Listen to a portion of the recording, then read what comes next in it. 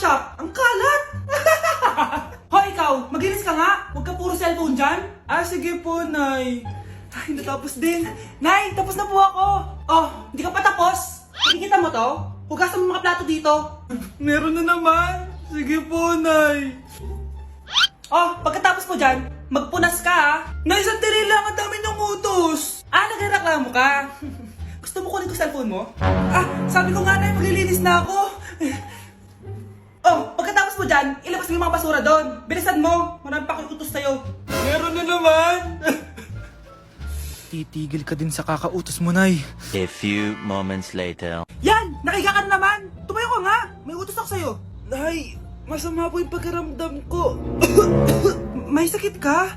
O sige, ako na lang maglilinis. Magpahinga ka dyan, ha? Sige po, Nay. Yes, gumana din yung plano ko. Makakapaglaro na ako!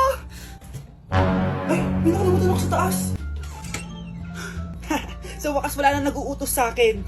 Akala mo may isahan mo ko, ha? 1 hour later.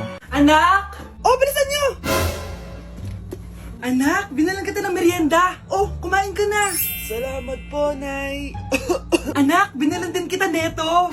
Para saan po yan, Nay? Pangampas sa'yo. Punyeta ka, niloloko mo ko. Sakit-sakitan. Akin ang cellphone mo. At dahil dyan, ikaw maglilinis ng buong bahay. Tama na! Sawang-sawa na ako sa mga utos mo. Aba, sumasagot ka pa ha? Humanda ka sa akin!